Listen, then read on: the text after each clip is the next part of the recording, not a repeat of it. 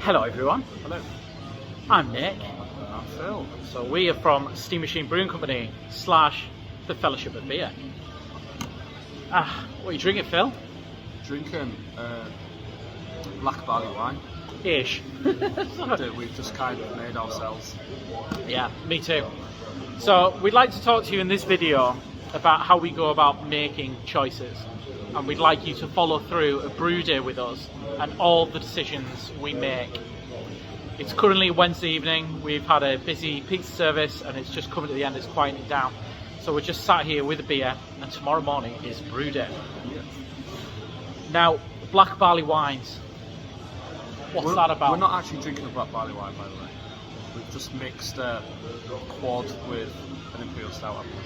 Yeah, which we were doing before we found out there was such a thing as a Black Barley Wine. So that made us want to make a Black Barley Wine. Yeah, we started reading about them, we found an article about them a couple of years back.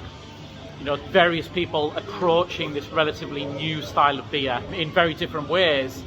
And some people are aging barley wines in barrels that previously had Imperial Stouts, others are brewing something from the ground up.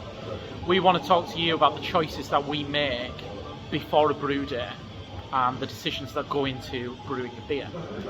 So we like to back engineer, we like to imagine what it is in our glass, we like to imagine the aroma, we like to imagine the taste, we like to imagine the appearance of the beer, the strength, what it does for us. Is it sweet, is it sticky, is it crisp, is it refreshing, is it dry, is it thick? You know, all of these are things that we are thinking about when we approach making a new beer. So what did we want in a Black Barley Wine compared to a strong English beer or an Imperial Stout? What was it we were looking for? We wanted to keep it super strong, 10-11%. Yeah. Is that what we're going for? 10-11%? Yeah, 10-11%, whatever it comes out as. Yeah. Good luck, beer. We wanted to keep that super malt character, didn't we? But without those coffee and roasted notes that you get from a big Imperial Stout. Right. So we're looking for malt complexity, we're looking for a little bit of traditional yeast character, A little bit of caramel. We don't want it super thick, but we want it almost reminiscent of sherry. If an Imperial Stout can be reminiscent of a coffee liqueur, we want this to be more like port-like or sherry-like. Absolutely. Still the type of beer you would drink by the fireside. So what do you think in taste, how would it differ from a barley wine or a quadruple? Where would the black barley wine, what kind of flavours is the black adding to it that just mixes it up a bit? Well, we're getting that slight roast character, aren't we? Ever so slight roast, Yeah. ever so slight dark chocolate. Just a hint though, isn't it? Just a hint. It's nowhere near as big as you would get an Imperial Stout. It adds a slight layer of decadence, doesn't it, to the barley wine? Yes, it does. And it makes it more drinkable, in my opinion. It does indeed. It makes it just slip down a little bit too quickly. It's really well balanced, isn't it? It's a very well balanced beer. And so we want to replicate this kind of taste of this beer cocktail that we've made in our brewing decisions. So we have here our brewing sheet. This will be getting filled in more tomorrow. But on that brew sheet, we're going for our big, high-quality British pale malt as our base malt. And then we're loaded up with speciality malts. It's almost a third of the grist is a speciality malt. We have Dark Munich, which it has a lot of melanoidins, so the kind of caramelly browning notes that you get when you caramelize onions or you brown a steak. It's a protein and a sugar bonded together. So Dark Munich is high in melanoidins. We have crystal malt. We've gone for a couple of different crystal malts in this. We've gone for a dark crystal, which is the darkest one we can get. And that gives the big toffee notes, doesn't Absolutely, it? yeah. Some hints of dates and, loads of complexity there. Fruits and things. It's a wonderful malt. As soon as you open the bag, as soon as we pour it into the hot water in the mash tub, it just smells divine. We have the other one it's a caramel malt. It's actually a German caramel malt we're using, and that's not quite as crystallised as the dark crystal. Does that give us like biscuity notes? It's going to give us biscuity, not in terms as Americans would say biscuity, they mean like crackers. Yeah. But in terms of for us, it's like biscuits. It's like digestive-y, rich tea, you know, ginger biscuits, and you also get like a kind of sweeter caramel as opposed to the dark crystal giving us those deep dark treacle toffee notes. Yeah. This is a lot on the sweeter, not as roasty character. And then we have a little bit of roast barley, not very much, and we have a little bit of chocolate malt as well. Again, not completely over the top. It's giving us a lot of colour as well, isn't it? That turns this beer from brown into black, and it adds those little notes of roastiness, those little notes of dark chocolate. So we're mashing in high as well. We're mashing in at 69 degrees. That's Why are we doing that? We're doing that to leave more unfermented sugars behind at the end of this beer. It means it's going to create some longer chains of sugars in the mash that the yeast won't be able to handle, so it'll leave behind a nice residual sweetness. Unlike most of our imperial stouts, we're not adding lactose to this, which does back sweet, which thickens, so we're getting the body just from that malt and just from that mashing process. So there's going to be some more choices we're going to talk to you about tomorrow. We're going to talk about a hopping. Also to boost the ABV, we're going for a sack of muscovado sugar and a sack of dark sugar as well. Now, sugar is very fermentable. It will mostly ferment out, but it will give us any flavour at all. It will give us flavour. It will give us more of those burnt dark sugars, more of those caramel notes, but it will dry out the beer a little bit. So having the high mash temp and adding the sugar should balance it out nicely. Do you know what yeast we're using for this? No, it's not written down yet. We're using a Belgian yeast that we would normally use for our quadruples, which is not something you would expect to ferment an imperial stout with, or you would expect to ferment a barley wine with. We really love B256, which is a Belgian yeast, a classic Belgian yeast, and we love using it in big boozy beers. And we ferment it at 26 degrees, and what that does is it brings out even more caramelly notes, bready notes, and also some of that isomal acetate, banana-y notes. There's not much in it. Belgian yeasts and British yeasts are very related, they're very closely related, and we find when we use this yeast with big beers, it just brings out such wonderful flavours along the malt. We've loved it every time we've used it. Every time we've used it. So why it's not the yeast that you would expect to maybe find in a barley wine.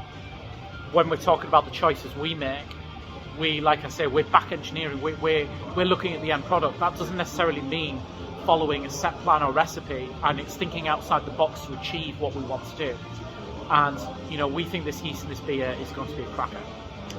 So, time for a quick kip. Brew day. And time for a brew day. Time for a cheeky little nightcap though, I think. Okay. Cheers, Phil. Cheers. See you in the morning. See you in the morning.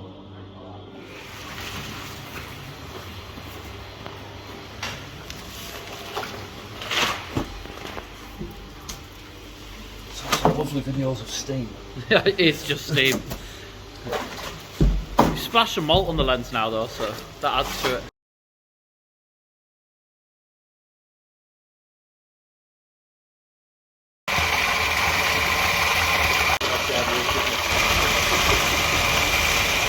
Okay, it's nice and early on brew day and we have mashed in.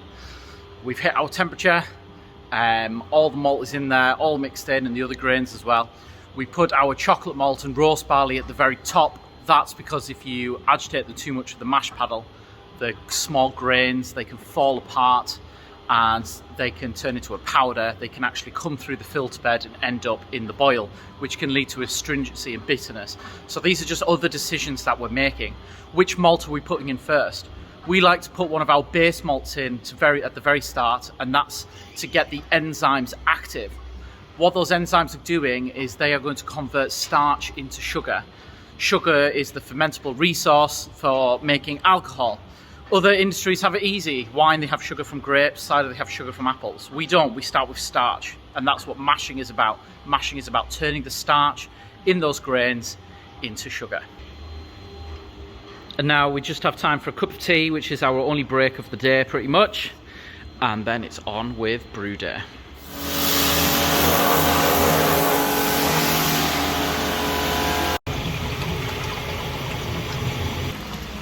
So we're now recirculating, which means we're pumping the hot wort out of the bottom of the mash tun and we're pumping it back on top of itself.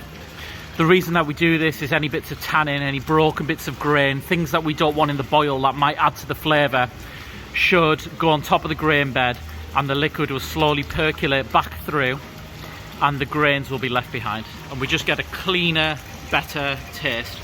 We're looking for the clarity of this, which it is pretty much clear now. We've been doing this for about half an hour. And now it's sparge time. The amount of liquid that's coming out of the grain bed is not enough to make our full volume of beer. So what the sparging does is it halts some enzymatic action, but it allows us to bring up to the volume of liquid that we need for this beer. And all this liquid is now being transferred over to the kettle and awaiting the boil. So there's choices here. The temperature that we mash at, the temperature we sparge at, the length of time we sparge, the length of time we recirculate. The longer we sparge, the more volume of beer we're going to get at the end, but the lower ABV it's going to be, and the paler in colour it's going to be. So more choices all the time. This is the kettle. It's heating up, so I'm not going to touch it too much. This is where the boil happens. So the boil is a sterilisation. We have options here too. What do we add to the boil? Which hops, if any, do we add here? Different hop varieties will give different flavours, different aromas, give different types of bitterness. So they have different levels of various acids which can contribute to bitterness too. And also some of the flavours, sometimes you get a very stringent bitterness flavour from some hops. Sometimes you get a very delicate, elegant flavour bitterness from hops. So we have choices here, which ones do we use? We're using East Kent Goldings, which are a very traditional English hop, saved for the finest and best of English bitters. And we're using not a crazy amount because we don't want it to be too bitter, but we're adding it very early in the boil, which means we're going to lose a lot of the aromas and flavours, but we should be left with a very smooth bitterness just to balance this big sweet beer. Sugar's going to go in here as well later on, the muscovado sugar and the dark brown sugar. That's going to boost our ABV, add some more of those caramelly sweet flavours that we want. And this is going to boil for an hour, but that's another choice. We could boil for shorter, we could boil for longer.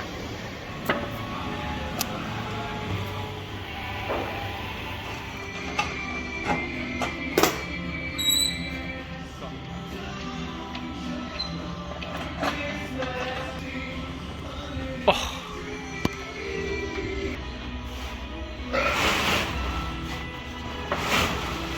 How's it smell? Smells like this is going to be the best beer we've ever made. Yeah, that's what we want to know. That's what we want to hear.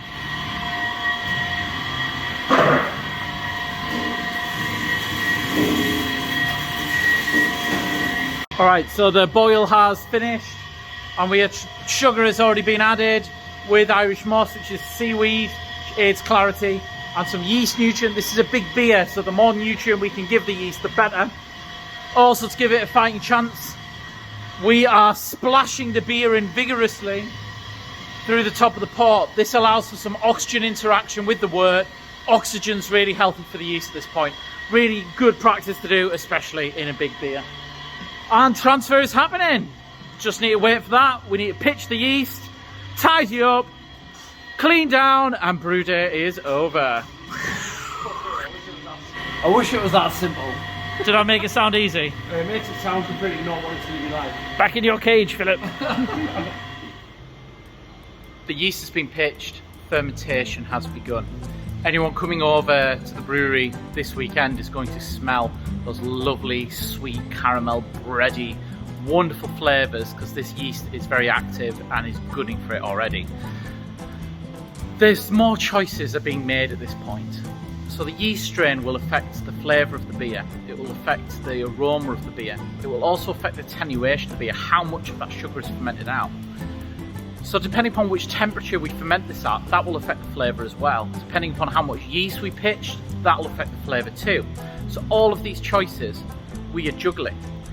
And then after that, that's where the fun begins. In IPAs, what are we dry hopping it with? In a fruited beer, what fruit are we adding? And post that, which barrel is the beer going in? Is another unusual ingredient going in there, like cacao nibs, or something forage, something wild, like our rum and raisin imperial quadruple. That was aged on in a rum barrel. with rum spices and golden sultanas and a hint of vanilla. So all of these choices are in our hands when it comes to the Fellowship of Beer. How together are we going to make beer? How are we going to choose? How are we going to decide? So there's lots and lots and lots of decisions to make during brew day. But I don't want you to be daunted. We're going to go into this easy. People are going to make suggestions, we're going to vote them, we're going to make that beer, we will implement that beer. And as time goes on, we can get more and more complex, we can get more and more in depth and micro choosing what happens. But for now, let's just have some fun. Thanks for watching.